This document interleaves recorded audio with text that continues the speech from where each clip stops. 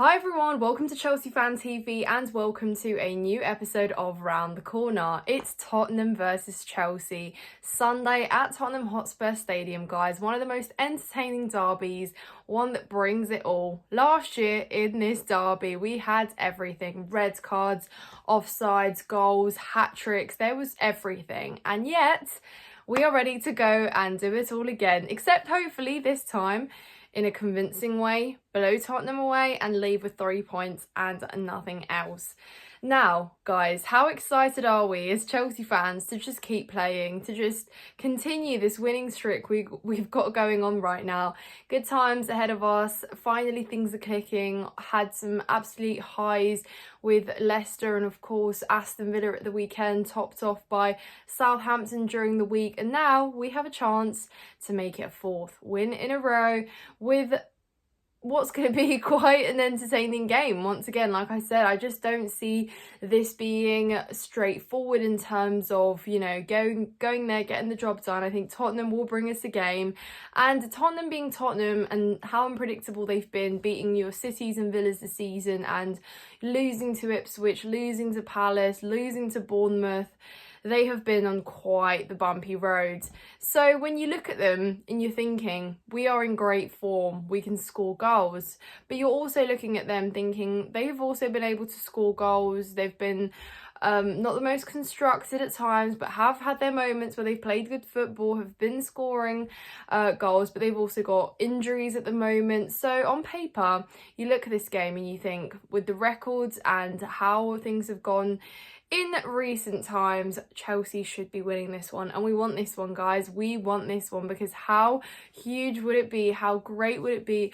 Obviously, we went with Pochettino last year and won ourselves the 3 points, scored 4 goals. Nicholas Jackson got his hat-trick. But, guys, that was not even that much of an easy game. It was definitely an entertaining one. It was a much needed one because it was later topped off with a spectacular 4-4 draw against Manchester City that weekend. But the fact is that, Ange was very, very, pushy about playing his high line, even with 2 men down. And let's be real, he's probably going to expose or put out that high line once again on Sunday and bring it on because we have shown that, we like to surprise defences, we like to play the ball in behind. We've got players that will run up and score goals. So guys, overall I'm feeling pretty positive about this one. I'm feeling pretty happy, and we are going into this one very confident, very, very confident. Spurs fans, they seem to not know what to expect from their team right now. So if you're a Spurs fan and you're watching,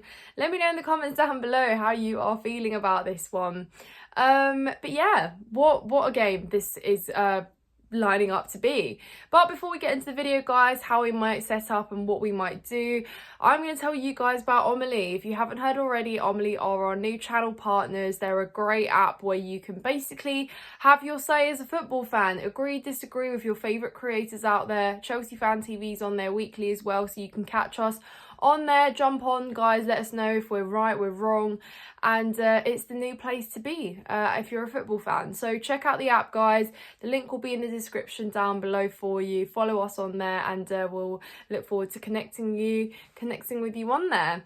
But Tottenham versus Chelsea, guys. I say this with a smile on my face because it is one of our favourite fixtures in the Premier League calendar. It's one that, again, is always promising entertainment. Rivals love to sit and watch it too, because if you're a neutral, yeah, it does promise some good bits. And of course, on the sideline, looked furious against Bournemouth.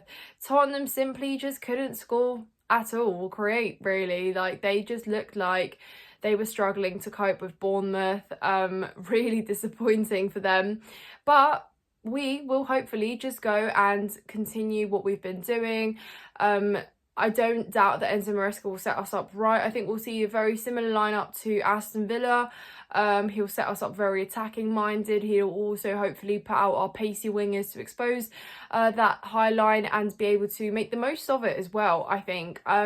Nico Jackson, of course, star of the show. We protected him against Southampton so he doesn't pick up a suspension, and so he will be ready and firing.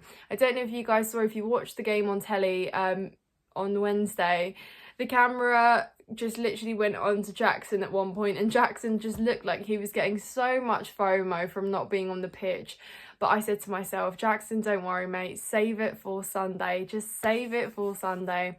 But without further ado, guys, let's talk about the lineup. So I don't think that we will be surprised to see that Robert Sanchez starts in this game. A lot of us called for Jorgensen to get a start in the Prem, and so he did. I thought he did a pretty good job, conceded 1 goal.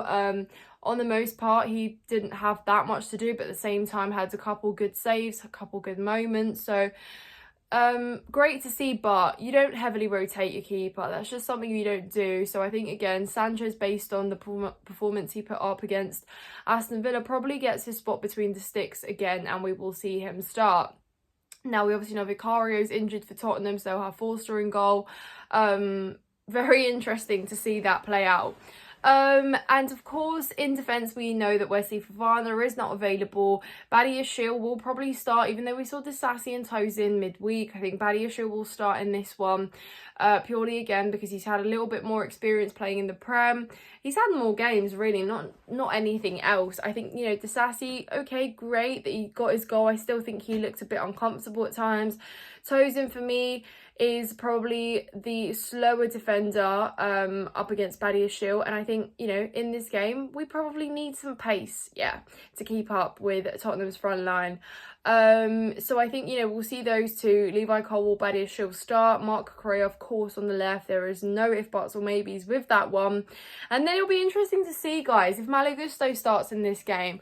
I think, again, in terms of pace, Malo Gusto could be quite effective in this one. Or do you invert a Moises Caicedo once again, as we did last week? And I think this is quite an interesting question, because it's more of, do you want to play Alavia in this game? And I think that with Tottenham's midfield, I think it's quite important, and still important, to have a physical midfielder in there and someone who can carry the ball as well as Romeo Lavia can. Enzo Fernandez at the moment is in his groove. I think he'll be quite crucial in this game too. And we're looking at 3 players. In that case, we are quite keen to start. So does that mean that, you know, Gusto is sat on the bench for the time being so that we can play these 3? It's a really interesting call to make. And even I, guys, can't tell you with a fact that I can know or I can anticipate what the lineups are. It's been so hard to predict lineups recently because, I mean, Enzo Maresca's just been doing so well with keeping us on our toes, surprising us here and there. And so I just don't think we know what's coming. I don't think we will know what to expect until the actual day and the lineup comes out. So yeah, I think if he was to invert Caicedo, then that gives us a great dynamic. It means that, you know, we still get to set out quite attacking minded, as we should, and it means that we can get the best out of it. We have become a lot better at finishing chances, so there is no doubt in my mind that when we create chances, we are going to be able to score them. Enzo Fernandez has been providing a lot of creativity. He's been coming close to a lot more assists. He's obviously been scoring goals as well. So I'm really happy for Enzo and how he's really found his form once again. And I think that we should be playing him in this game. Again, let me know your thoughts. Moving up further into the front line, guys, this is again where there will probably be a bit of a course of discussion, because we have so much to pick from. We have such a wealth of players in this department that it's quite tricky, except there's 2 spots that I can tell you right now, and that's obviously Cole Palmer and Nico Jackson, that go without saying. However, it's the wingers, guys. It's the wingers where we will be intrigued.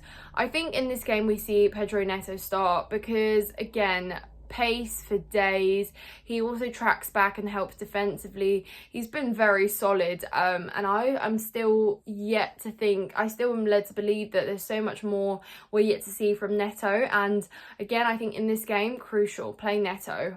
So the other wing I would start, or I don't even think I would start, I think Maresca would start, and I wouldn't be opposed to him starting, is Noni Madueke out on the right, meaning Neto plays on the left. And purely, guys, because I think Madueke he almost scored a hat-trick himself on Wednesday.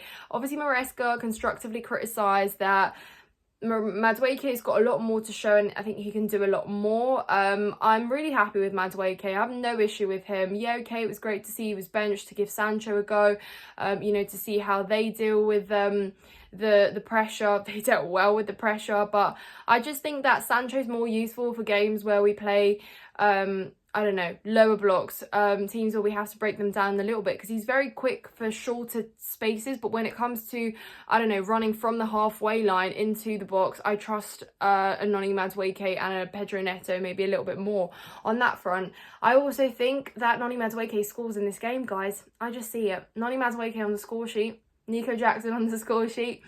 So yeah, guys, it feels great to be this excited and this confident in our team, in our squad going into this. And I think naturally, historically, we always do going into this fixture. But let's not forget, we still have to be wary that defensively we are still exposed and have our vulnerabilities. Now, I don't want it to be a case that we give Tottenham, you know, these opportunities. Robert Sanchez, please just be top of your game. No giving the ball away, because you'll get punished for it. So these are the worries I have going into it. Defense, a big thing. But let's hear some score predictions, guys. Let me know in the comments down below. I'm edging Chelsea to win this one. I think it will be entertaining. That's one thing for sure. If you're not subscribed to Chelsea Fan TV and you enjoyed the content, then please subscribe, hit that like button, guys, and make sure you go over and check out our the Southampton and the Aston Villa actually breakdowns in the studio. They will be titled the day after Southampton, of course, so check that out, guys. It's over on the channel. Myself, Charlie, Alex and Lewis talk you through that one. If you'd like to see more content like this from myself, then please also it's been a long video, guys. Also subscribe to my channel, Nina's Chelsea Corner. It will be linked in the title and the description, guys. Have a lovely weekend. Take care of yourselves. And of course, up the Chelsea.